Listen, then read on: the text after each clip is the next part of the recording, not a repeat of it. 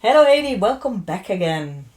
Hey Petra, ready for the next one? Absolutely, absolutely. Last episode we talked about communication, Yes. and as we said already, like communication is such a broad topic, right? I mean, we can talk hours and hours about it.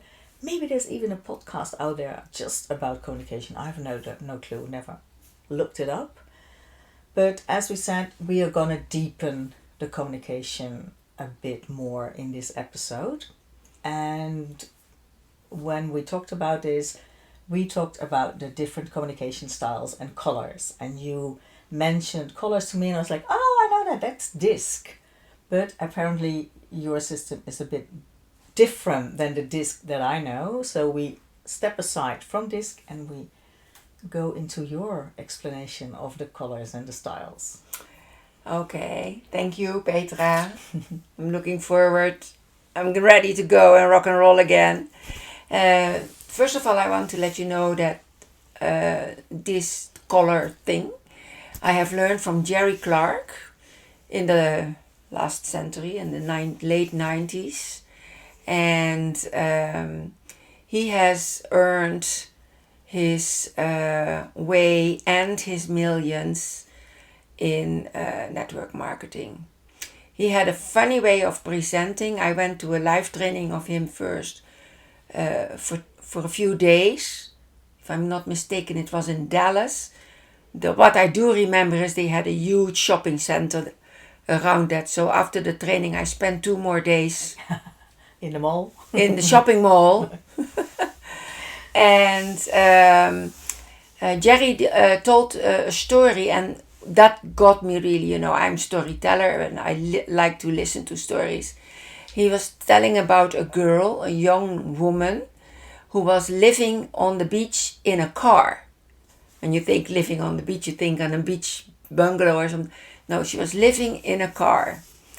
And Jerry took her under his wings, and the moment she got this thing with the colors, she started working in her network, and within a year she made her first $1 million. That's amazing. Well, in the 90s, when you talk about $1 million, I open my ears. So the way Jerry explained it to us is there are 4 types of people. We will divide them in colors, but we also divide them in groups. You have a group that is open and outgoing, and you have a group that is retained, hold back, and reserved. Then you have also the group that is direct and the group that is indirect. So when we, and of course, they are in a square. I now see all people in squares. Ja, hokjes denken. Okay, so let's start with the blue color.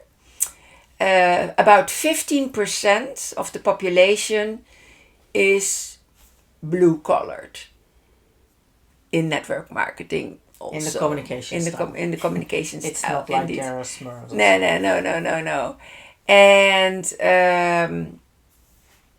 in the Jung style, if I'm not mistaken, it's called the sanguine people. They have sanguine character traits. And red, also 15%. You would think, now red, that's a dominant color, but only 15% has that red thing in him or her. And they are called choleric. Choleric. I have to pronounce it right, otherwise it is a curse word. And the other 35% are the yellows and the greens. So the yellow is 35%, and they are called phlegmatic. And the greens are called melancholic, also 35. Now the yellow and the greens are indirect. They are a bit retained, indirect. So they won't tell you the truth in your face. They wrap it up in a nice package. And the blue and the red are very direct. So they say whatever they think and think afterwards if it was right what they said. I mean, if it was politically correct what they have said. Now, knowing this, what do you think is my color? You're the blue one. I'm the blue one. And you know what? For the party. I love to have fun. I love to party, no matter when or where. The other thing is, blue people, dominant blue, think from their emotion. And I told already before, I speak my heart out. I don't hold back. And that my emotion part is, of course, in my right brain. And they are the best promoters. I love to promote what interests me, what I am doing, where I'm going, who are my friends. Of course, I love to promote my product or the service. I love to promote the parties. I'm the first one. The blue one can sell ice to the Eskimos. That's what someone told me once. Yes. And it is said that my season is the spring. I don't recognize that personally, but I want to believe it. I mean, spring, everything comes to life. But deep in my heart, I prefer the summer. Tropical temperatures, that's when the energy in me builds up. And now, Petra, your color. I'm definitely red. Cut the crap, especially if I encounter somebody and I know people in my surroundings, they can talk and talk and talk. And I'm like, what's the point here? Get to the point. I don't need all the, well, what are you doing with all me the then? chit-chat around it. I don't know. That's on a different level or so, I guess. Okay. But if you can say it in 3 words, don't use 3 sentences, for example. And in all the extracurricular stuff I did, I was always the chairperson, the president of the clubs that I was in. Also in the works council that I was part of. So I take that leader role, yeah, or I'll get it. That's some kind of natural thing. And I also think creatively. Yeah, yes. Outside the box. It's like, oh, if we can combine this and that, oh, maybe we can do it that way. And then we're like, what are you talking about? So yeah, that's also something that that belongs to my red color. And then there's this my way or no way. I got to be more polite with it. I can especially. You get your way, yeah. My children would agree with that. Absolutely. But I guess in some roles you have to. I mean, if you're chair of something and you're plotting out the course, you need to have your way. Otherwise, then we're going nowhere, right? So, but I definitely do listen to other people and take their opinions into account before plotting the way. Okay, did you have a role in the school of your children? Yes, I was the chair of the extracurricular. So if there were any things we had to do for the children, like there's this in the Netherlands, we have something that's called the Avondvierdaagse, where children walk 4 nights and they get a medal for it. We would organize that, or school trips, or all that stuff. Yeah. You hear? She is the one that organizes. I just participate. Of course, when my kids were walking the Avondvierdaagse, I was a participant. My youngest daughter was still in the buggy, but my son was walking, so we walked with him. Great. And at school, when there were parties or festivities or celebrations, I was one of the mothers who I was not in the board, but I organized the day-to-day things, the making the table, putting the dishes on the table, clearing out the table, put the dishes where it should be to be washed. I didn't do the washing, by the way, but... Yeah. And when there were school trips to make, I was one of the parents that went to keep an eye if the kids were behaving themselves. And always laughing and always having fun. So me the blue, you the red, and together we make this podcast. Let's talk about the yellow and the greens. Okay, the yellows. You want to have blue people in your network marketing. I will explain later why.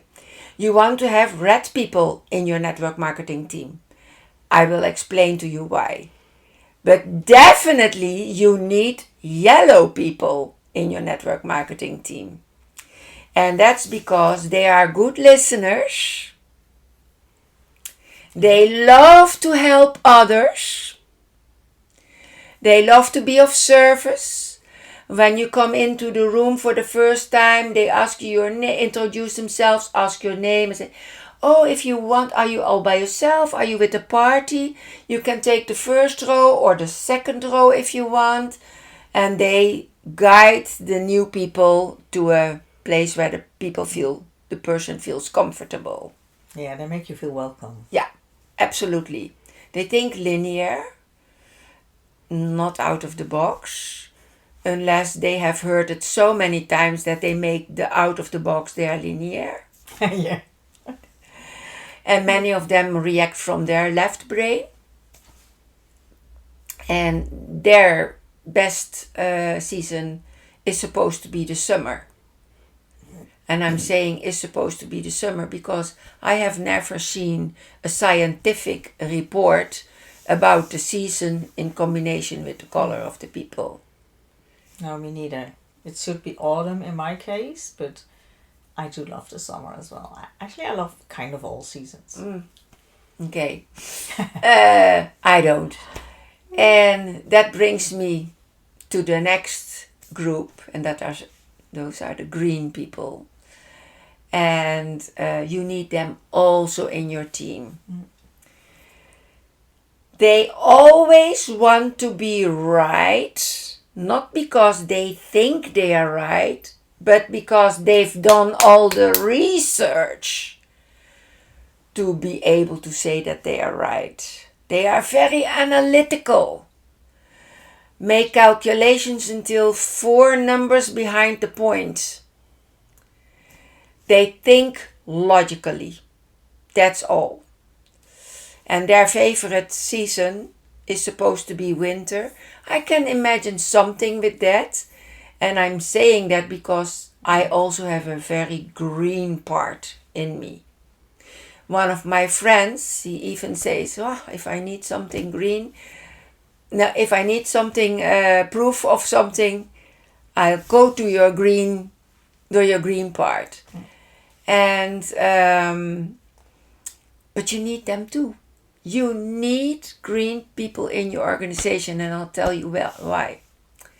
Let's suppose you're involved in a network marketing company that sells products. Products have ingredients, so many percentages, this and that and whatever.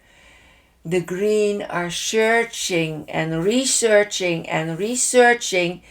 if it is really all correct and if there is scientific proof so that they can say, I'm right. Now, if you want to keep a green in your team, give him every week another project, another piece of research. Can you check out if this is correct or not? And the green is very happy. That fulfills one of his needs, the need of significance, but also the need of certainty. Greens are not so fond of variety. That's from one of the other podcasts. And now you can guess, in our team, we need all the colors. We need the ones that take decisions, that Yeah, let me break it down. So let's say we have this network event, right? In this nice venue. So you have your yellow people at the door. at the door. Welcoming Come in, everybody. welcome. You have the blue people Come in, here's the party. dancing, bringing the energy up for the meeting, right? Yes. And you have the red people up on stage telling everybody where to go, which direction. And then you have the green people also up on stage explaining with the research they have done why we should do what the red one is saying. Well, a green person never takes the stage. A green person stays in the back of the room Okay. with the arms crossed, watching their clock, their watch. What's this all about? We were supposed to start at this time and they're still dancing, making fun, people coming in. We're late. Stays in the back of the room, doesn't move, doesn't dance. Well, maybe at the end that they tap their feet. But they give the correct answer to the red one from the back of the room straight to the stage. That's what the green ones do. I have never, ever, ever seen a green person on stage. Okay. And I've seen a lot of stages. I know. Yep. Okay. So yes, that's why you want to have everybody, every color in your team. And that's why you have to learn how to communicate with every color. Don't come with numbers and scientific proof to a blue or a red. They look at it, throw it away because red knows it always better, and blue is there for the party. And especially the red one doesn't need to know. He needs to know who to go to that knows. Exactly. Yeah. Exactly. Yeah, it's so funny. That brings me back to when I was chair of the Works Council. Every new period, so you work in 3 or 4 years, depending on the Works Council and what you have written in your on the ways of working. But every new Works Council, we would do this disc in this case, and we would really look like what kind of people do we have in the Works Council, and how can we communicate best with one another so that we can get the things done that we're supposed to be doing. How many people do you have on a work council? We were, at that time, we were in a Works Council of 13. 13? Yeah. Okay. Yeah. Just for me to get an idea. Yeah, that's quite a lot. Indeed, yeah. It makes me think that if we have a meeting, a leadership meeting, it's also handy to know who is what color. Absolutely. Yeah, yeah. But also in your own team. I mean, if you can check it out, and yeah, as you said, with the example of the green one, keep him happy by giving him research. You can keep everybody happy if you know how to do it. You know the research is good, but you want him to approve the research. Yeah, yeah. Or her. Yeah, to keep everybody involved. Yeah. But that's something for another podcast, right? Because this was just a very global overview of the colors, a bit of their character styles and what they do. Next time we will deep dive a bit further into how to deal with it. Yeah, I want to end with the suggestion, find out which color group you belong to. Yeah, nice. Okay. And then which color group your sponsor belongs to. Yeah, nice one. Absolutely. Absolutely. Okay, thank you. Okay, for thank you, listening. Petra. It was great again. It was. See you all. See you.